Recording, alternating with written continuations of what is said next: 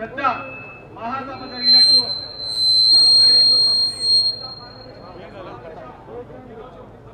తర్వాత స్లోగన్స్ ఉంటే ప్రతి ఒక్కరు కూడా ఆ స్లోగన్స్ పలకాలి.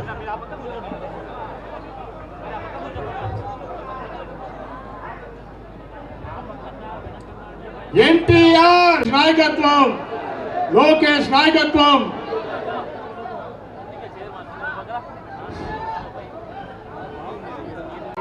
భూపేశ్ రెడ్డి నాయకత్వం, భూపేశ్ రెడ్డి నాయకత్వం, భూపేశ్ రెడ్డి నాయకత్వం, లోకేష్ బాబు నాయకత్వం, లోకేష్ బాబు నాయకత్వం. ప్రార్థించుదము. సకల శుభములకు ఆశీర్వాదములకు నిలయమైన మా ప్రభువా, మా యేసయ్య, స్తోత్రము నాయన. ఈనాడు ఇక్కడ జరుగుతున్నటువంటి ఈ శుభకార్యాన్ని దీవించి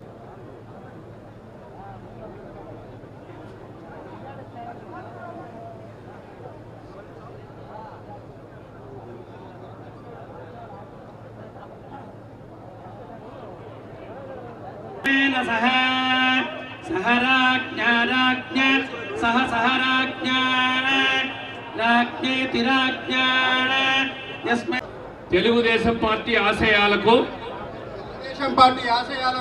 పవిత్ర లక్ష్యాలకు కట్టుబడి ఉంటూ పార్టీ సభ్యుడిగా క్రమశిక్షణతో ప్రజాసేవే భావంతో మనసా వాచ కర్మేణ నిరంతరం పాటుపడుతూ నిస్వార్థంగా అవినీతి అక్రమాలకు పాల్పడకుండా దీక్షా దక్షతతో అంకిత భావంతో తెలుగుదేశం పార్టీ ప్రతిష్టను ప్రతిపత్తిని పరిరక్షించేందుకు ఎల్లప్పుడూ కృషి చేస్తూ పార్టీ మరియు ప్రజలు నాపై ఉన్న విశ్వాసాన్ని వమ్ము చేయకుండా నిత్య చైతన్యంతో పార్టీకి ఉజ్వల భవిష్యత్తు కల్పించేందుకై నా వంతు కర్తవ్యాన్ని విధులను ఈ దశకు వచ్చిందంటే అది ఖచ్చితంగా శ్రీనివాస్ రెడ్డి యొక్క కష్టము. కానీ ఇప్పుడు పార్టీ ఏం చేసింది? నవయువకుల్ని ఇచ్చింది. ఎందుకంటే ఈ పార్టీ వాళ్ళ సంరక్షణలోనే కొత్త కమిటీ ఆవిర్భవించి ఫ్యూచర్ లో మనము ఖచ్చితంగా గెలవాలంటే వారి అండదండలు ఈ సీనియర్లు ఈ కార్యక్రమానికి చేసిన మన మినిస్టర్ వచ్చిన ఎమ్మెల్యేలందరికీ మరియు కార్యకర్తలందరికీ ధన్యవాదములు. అలాగే ఈ కార్యక్రమం నిర్వహించిన తప్పకుండా పార్టీకి చేస్తుందని వీళ్ళందరూ కూడా అటువైపు బాగా కష్టపడి పనిచేసి మరి భవిష్యత్తులో మంచి 42 మందితో మంచి కార్యవర్గాన్ని ఎన్నుకోవడం జరిగింది. అందరూ యువకులు ఉత్సాహంగా ఉన్నారు, బాగా పనిచేయాలని. మరి మీరందరి నాయకత్వంలో మళ్ళా 2029లో ముఖ్యమంత్రి జగన్మోహన్ రెడ్డి గారి జిల్లాలో సమర్థవంత నాయకుని ఎన్నుకోవాలనే ఒక మంచి ఆలోచనతో ఈ అభ్యర్థిత్వాన్ని, భూపేశ్ రెడ్డి అభ్యర్థిత్వాన్ని ఖరీదైంది. మరి అదే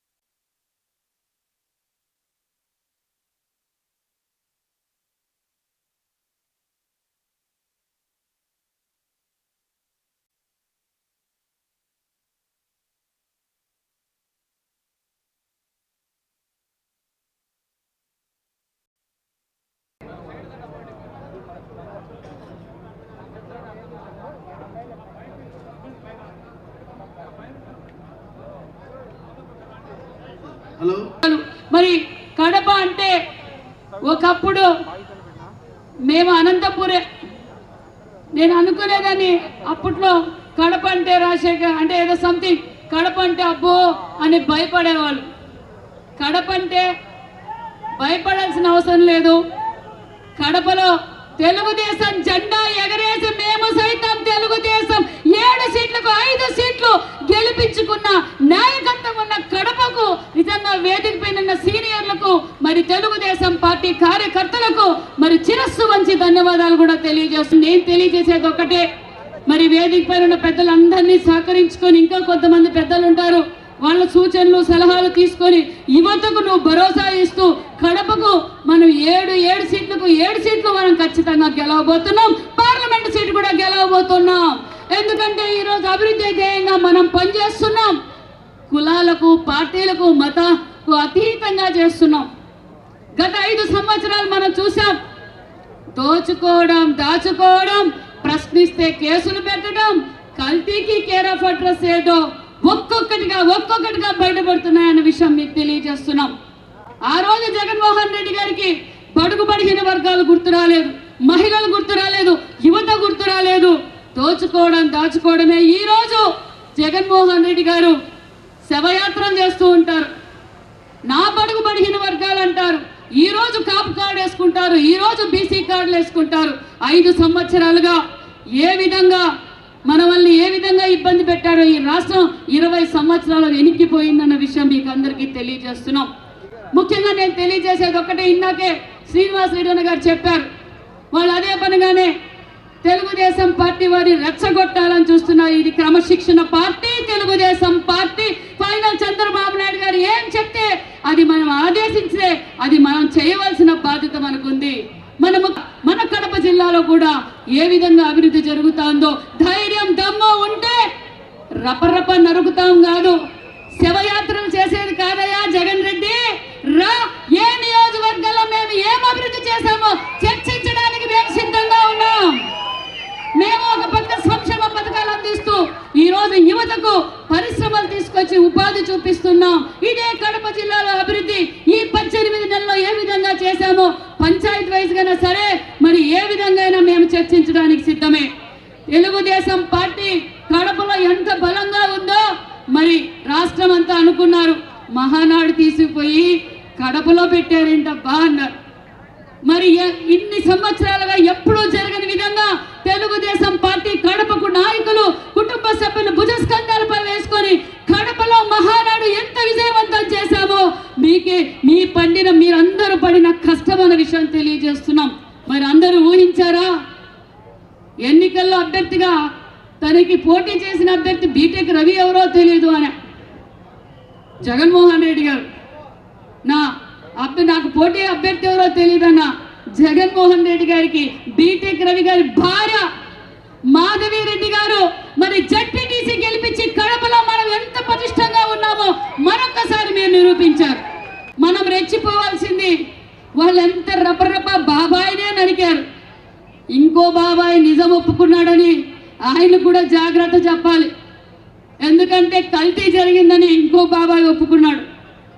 మేము ముఖ్యమంత్రి గారికి ఈ వేదిక ద్వారా తెలియజేసేది ఒక్కటే, సార్ మీది ఎలాగో పెద్ద మనసు, చాలా దయగలిగిన మనసు, అభివృద్ధి ధ్యేయంగా పనిచేస్తారు. మరి ఇంకో బాబాయ్ కూడా సెక్యూరిటీ పెంచి ఆయనకి తగు జాగ్రత్తలు తీసుకోవాల్సిందిగా కూడా ఈ సభాముఖంగా నేను తెలియజేస్తున్నాను సార్.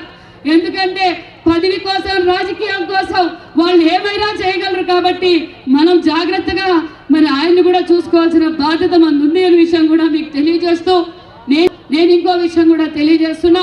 ఖచ్చితంగా యువతకు లోకల్ బాడీ ఎన్నికల్లో లోకేష్ బాబు గారు యువతకు అవకాశాలు ఇవ్వబోతున్నారన్న విషయాన్ని కూడా మీకు తెలియజేస్తున్నా.